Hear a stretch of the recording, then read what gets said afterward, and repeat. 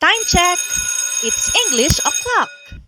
Ang pag-aaral ng English upang madaling matutunan, bakit hindi natin simplihan? Halika!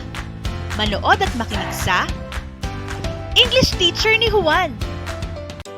Kung bago ka pa lang sa channel na to, huwag kang matakot. I made learning English easy for you. Please like, comment, and subscribe.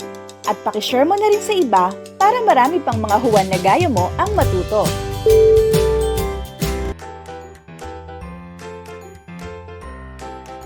Hi there! How's your day? I am here again to teach and discuss your English lesson for this week. The focus of the discussion is on direct and reported speech.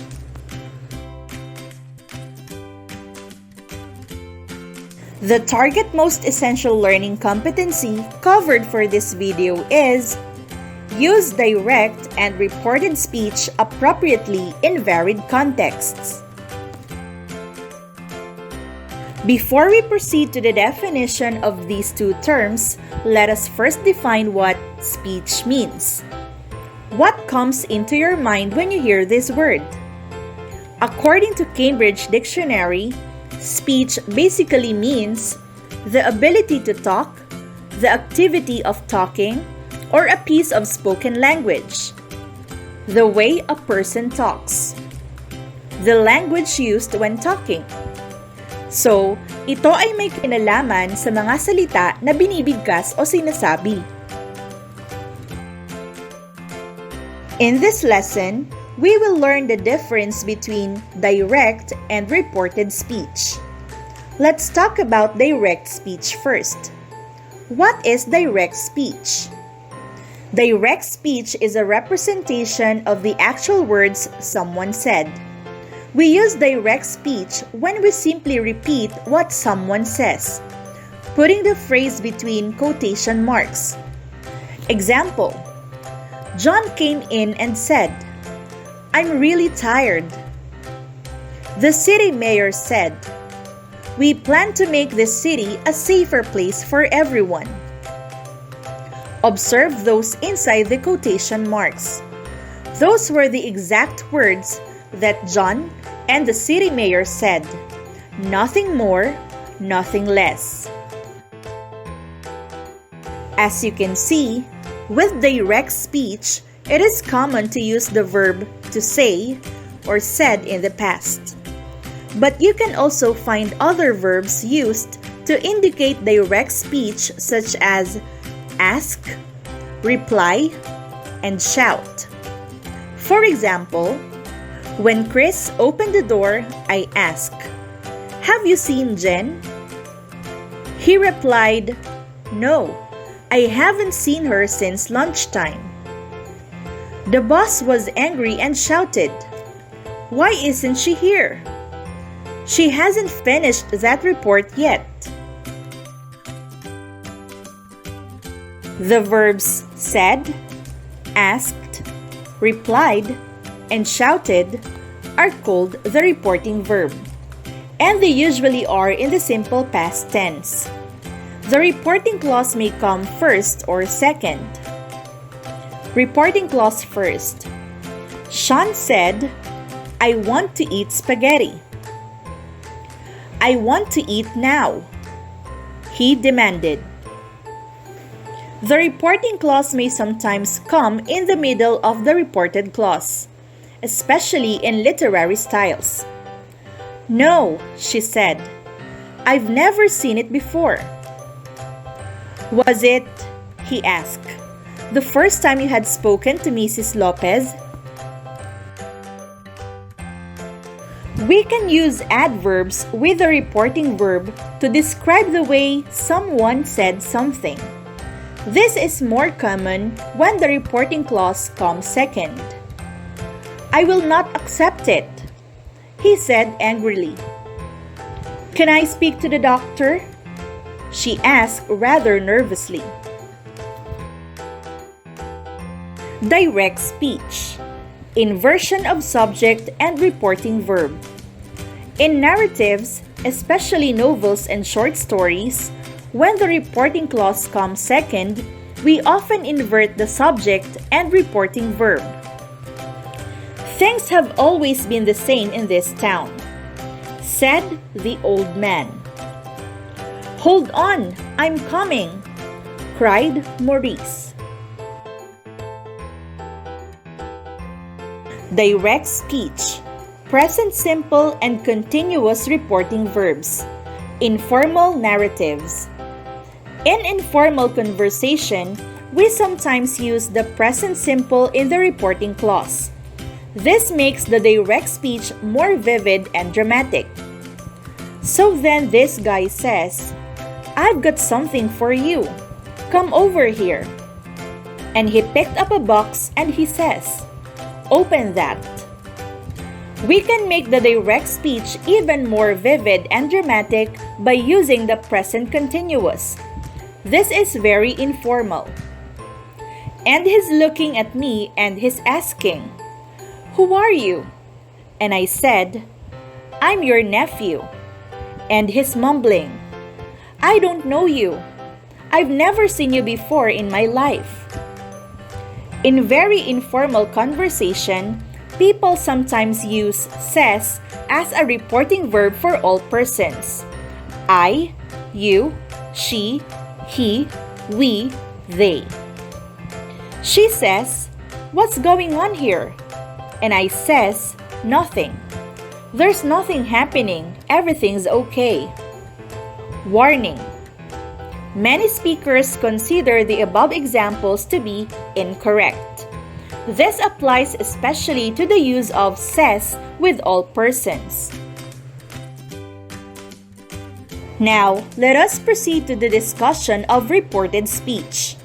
When we want to report what someone said without speech marks or quotation marks and without necessarily using exactly the same words, we can use reported speech, also called indirect speech. For example, direct speech. "We're quite cold in here." Reported speech. They say that they are cold.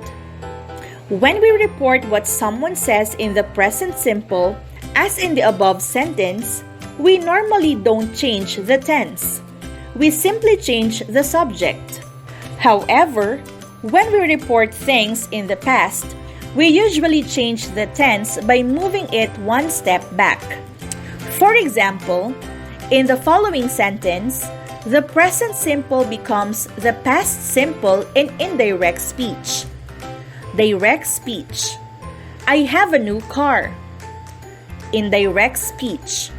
"He said he had a new car." Observe these given examples. See how the verb tense changes from direct to reported speech as well as the pronouns used. Tense. Present simple. Direct speech. "I like ice cream." Reported speech. "She said she liked ice cream." Present continuous. "I am living in London." She said she was living in London. Past simple. "I bought a car." She said she had bought a car.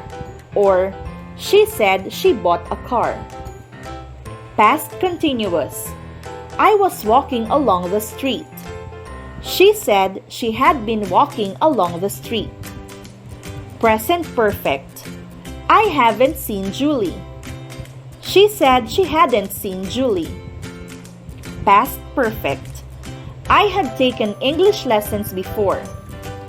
She said she had taken English lessons before. Will. "I'll see you later."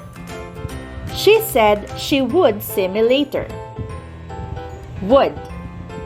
"I would help, but." She said she would help, but. Can. "I can speak perfect English." She said she could speak perfect English. Could. "I could swim when I was 4. She said she could swim when she was 4. Shall. "I shall come later." She said she would come later. Should. "I should call my mother." She said she should call her mother. Might. I might be late. She said she might be late. Must. I must study at the weekend. She said she must study at the weekend. Or, she said she had to study at the weekend. Occasionally, we don't need to change the present tense into the past if the information in direct speech is still true. But this is only for things which are general facts. And even then, usually we like to change the tense. Direct speech. The sky is blue. Reported speech. She said the sky is or was blue. Reported questions. So now, you have no problem with making reported speech from positive and negative sentences. But how about questions? Direct speech. Where do you live? Reported speech. She asked me where I lived. How can we make the reported speech here? Observe that when we change the direct speech to reported speech, it isn't a question anymore. In this example, we need to change the grammar to a normal positive sentence.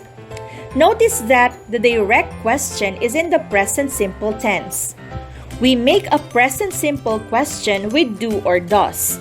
To transform it to reported speech, we need to delete it.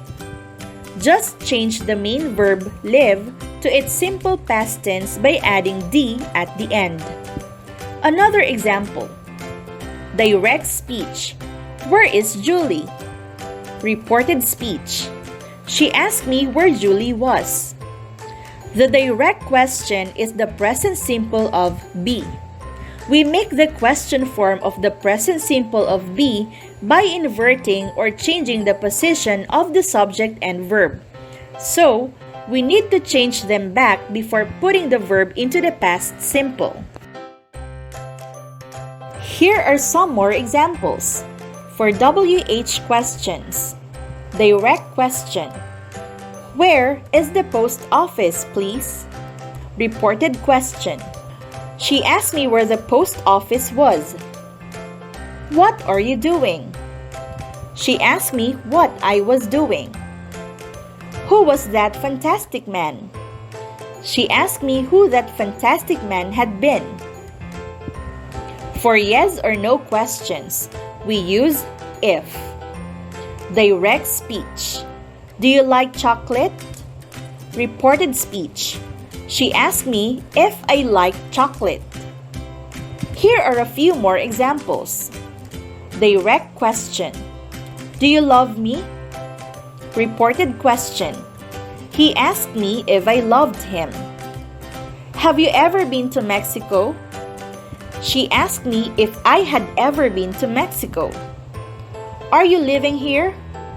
She asked me if I was living here. Reported requests. Examples. Direct speech. Close the window, please. Or, could you close the window, please? Or, would you mind closing the window, please?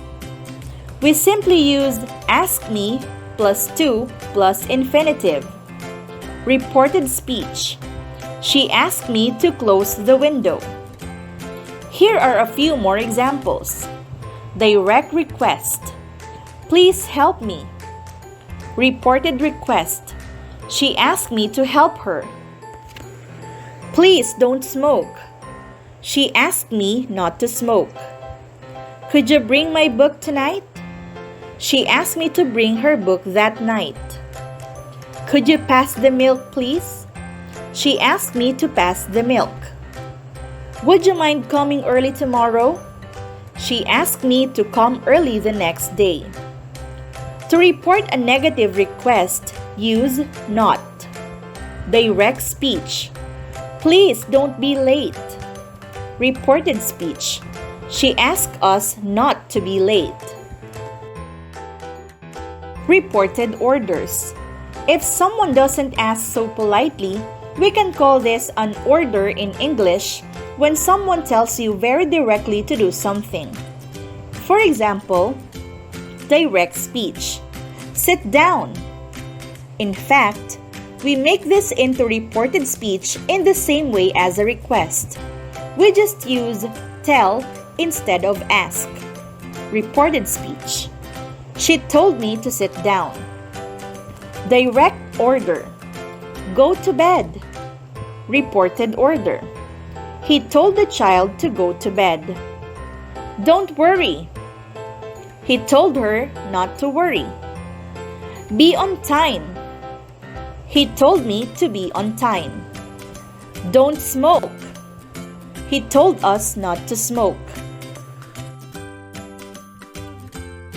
Time expressions with reported speech. Sometimes, when we change direct speech into reported speech, we have to change time expressions too. We don't always have to do this, however. It depends on when we heard the direct speech and when we say the reported speech. For example, it's Monday. Julie says, I'm leaving today. If I tell someone on Monday, I say, Julie said she was leaving today. If I tell someone on Tuesday, I say, Julie said she was leaving yesterday. If I tell someone on Wednesday, I say, Julie said she was leaving on Monday. If I tell someone a month later, I say, Julie said she was leaving that day. So, there's no easy conversion.